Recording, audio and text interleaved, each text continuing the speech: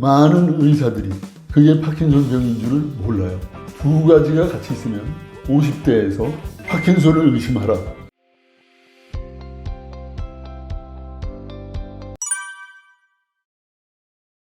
제가 의대 다닐 때 신경학 질환에 대해서 관심이 많았어요. 그래서 파킨슨에도 상당히 흥미를 갖고 파킨슨을 공부했는데 파킨슨 병의 파자도 제대로 몰랐던 것 같아요. 그러니까 학교 공부라는 게 얼마나 비현실적인가를 느꼈어요. 왜냐하면 제가 이제 여러분들한테 말씀드리는 거는 전구 증상이라는 게 있어요. 전구 증상은 뭘 의미하냐면 병이 진단되기 전 아니면 병이 파킨슨 병이라는 것을 깨닫기 전에 이미 나타나고 있는 증상이에요. 그런 증상들이 있는데 그거를 모르는 거죠. 자기 병 진단도 안 나왔는데 이게 그냥 단편적인 어떤 기관에 잘 조절이 안 돼서 그러나 보다 이렇게 생각을 하지 그거를 파킨슨 병 때문이라고 생각할 사람이 있겠어요? 그러니까 상당히 중요한 증상인데도 인식을 못하는 겁니다. 예를 들면 변비, 수면장애, 우울증, 피로감, 낮잠을 자주 자는 거 이런 것들이 우리가 수술 전에도 나타나는 증상인데 하나같이 운동 증상이 아니에요. 파킨슨 병은 운동 증상인데 운동 증상 아닌 게 전구 증상으로 나타나니까 파킨슨 병으로 진단하기가 엄청 어려워요. 많은 의사들이 그게 파킨슨 병인 줄을 몰라요. 슬픈 일이죠. 그러니까 저 같은 경우는 수술 전 한 1, 2년 전에 외국에 학회를 갔는데 집사람하고 변이 일주일째 안 나오는 거예요. 그래갖고 그 외국 호텔 샤워실에서 야, 외국 나왔는데 어떻게 변 안 나온다고 외국 병원에 응급실로 가기도 뭐하잖아요. 의사니까 내용을 아니까 글로브를 사다가 손으로 자기 자신이 파냈대요. 왜냐하면 일주일 정도 변을 안 넣으면 온몸에 기분이 영 안 좋아요. 생활을 못해요. 학회 와서 학회 활동을 못하겠어요. 그런 일도 있었고 자다가 소리를 으악 들어요. 그걸 이제 뭐라 그러냐면 REM이라고 그래서 Rapid Eye Movement. 여러분들 REM 수면이라는 거 얘기 들어보셨을 거예요. 그 REM 수면이 되면 소리를 막 지르고 벌떡 일어나고 벌떡 일어나는 건 좋은데 우리 집 침대가 높아요. 그리고 떨어져서 이마도 찢어진 적 있고 입도 찢어진 적 있고 2번이나 있었어요. 그런데도 파킨슨 생각지도 않았죠. 일반적으로 전구 증상 지금 제가 말씀드린 것 중에 두 가지가 같이 있으면 50대에서 파킨슨을 의심하라 라는 말이 있습니다. 초기 증상을 전구 증상을 포함해서 운동 증상하고 비운동 증상으로 나눠서 얘기를 해보면 제 경우를 봐서 초기 증상은 보통 증상을 4가지로 표현하거든요. 비운동성 증상은 제가 아까 말씀을 드렸고 전구 증상 얘기할 때 운동성 증상은 우리가 4가지로 구분해서 얘기를 합니다. 첫째, 제일 중요한 거는 진전입니다. 진전. 전진이 아니라 진전. 트레모라고 그러는데 그거를 우리 김밥 마를 때 많은 것 같은 그런 소견을 계속 보여요. 이렇게. 얘가 가만히 앉아서 계속 이래요. 김밥을 마는 것처럼. 이런 트레모가 보이고 두 번째는 근육의 리지디티. 이가 강직증. 몸이 뻣뻣해지는 거. 유연하지 못하고. 그 다음은 운동 장애가 옵니다. 아예 운동을 안 하고 가만히 있는 거. 아니면은 이상한 운동을 하는 거. 우리가 흔히 볼 수 없는 비정상적인 운동을 하는 거. 마지막으로 4번째는 자세 불안정증.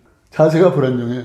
이게 우리처럼 보통 사람들처럼 이게 똑바로 앉아있지 못하고 계속 몸이 구부러지거나 또는 꼬부라집니다. 그래서 그런 증상들이 보통 초기에 나오면서 이제 다른 운동 증상들이 다시 또 겸해서 나타나기 시작하죠. 진단은 생각보다 간단해요. 문제는 이게 되게 고가예요. 펫CT라고 뇌종양에서 많이 사용합니다. 근데 펫CT를 찍으면 뇌 도파민의 양이 감소된 것이 레디오 아이소토프라고 그래서 방사성 동위원소를 통해 측정이 돼요. 단번에 진단이 돼요. 근데 그게 제가 알기로는 검사비가 100만 원이 넘을 거예요. 의사들이 고나기가 긴가민가한데 하기는 하고 싶은데 했다가 안 나오면 환자한테 너무 미안하니까 그게 아주 확실한 경우 아니면 권하지는 않죠. 그래서 저는 확진을 위해서 100만 원 이상이 들더라도 하실 것을 권합니다. 그래서 제대로 치료를 받으시기를. 내가 진단되기 싫어서. 제가 얘기했잖아요. 파킨슨병은 외과 의사에게는 사형 판결하고 똑같다. 아니기를 원했죠. 의심은 저도 했어요. 제가 잊지 못하는 거는 저랑 아주 가깝게 지내는 터키 의사가 있어요. 그 사람도 이제 척추외과를 하기 때문에 학회에 가면은 매번 만나고 부부 동반해서 같이 식사도 하고 제가 우리나라에도 초청을 하고 그 부인이 신경과 의사예요. 근데 그 진단받기 1년 전 2009년에 제가 세계 척추 인공관절 학회에 회장을 했어요. 세계 학회 회장. 그래서 그 친구하고도 만났는데 부인이 느닷없이 저한테 닥터박 파킨손 혹시 걸리는 거 아니냐고 그러는 거예요. 그래서 제가 뭘 보고 그러는 소리 하냐 그랬더니 옛날보다 행동이 좀 느려지고 얼굴의 모양이 이게 파킨손이 걸리면 근육이 리지드해진다고 그러죠. 그러니까 뻣뻣해지니까 얼굴이 변해요. 그러니까 굉장히 순하고 양순해 보이던 사람이 굉장히 거칠어 보이고 그다음에 미소를 잃고 그런 현상이 나타나는데 나는 그 정도까지는 아닌데 뭔가 신경과 의사면은 그런 환자들만 보는 사람이니까 감이 온다는 거예요. 그냥 정말 등골이 오싹하더라고. 그러고 제가 펠로우로 키워갖고 딴 병원에 시집을 보내죠. 다른 병원에서 일하다가 제가 다시 불렀어요. 그래서 제 밑에 조교수로 있었는데 교수가 어느 날 제 방에 찾아왔어요. 그것도 2009년 얘기인데 교수님 앞만 해도 파킨손 같습니다. 그러면서 이 약을 들어보시면 증상이 좋아지면 파킨손이 맞습니다. 그러면서 파킨손 약을 주고 가는 거예요. 기분 나쁘진 않았어요. 근데 저도 그 가능성을 알기 때문에 그 약을 안 먹었어요. 그리고는 안일련이 하고 지냈죠.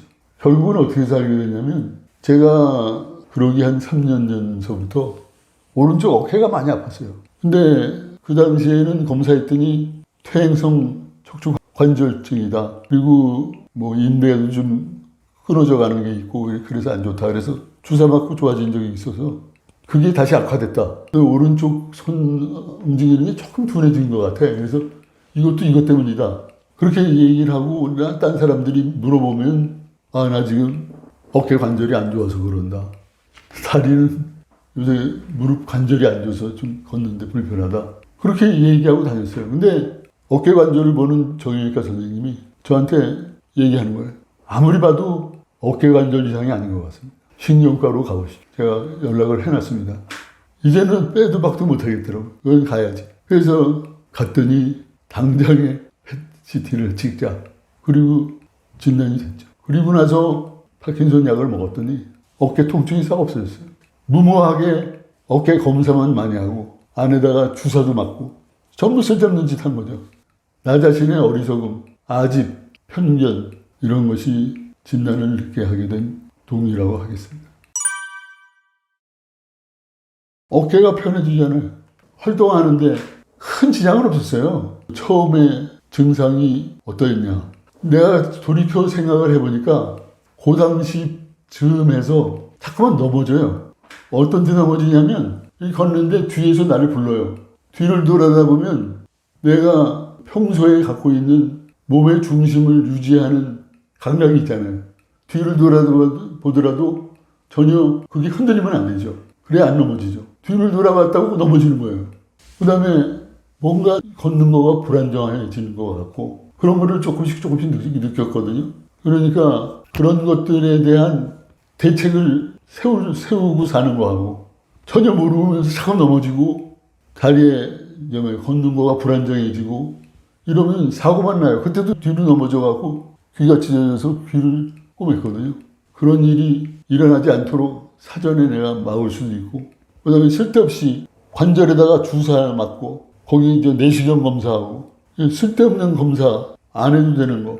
제가 말씀드리지만 완치는 바랄 수 없어도 삶의 질은 유지할 수 있다. 그게 요점이에요.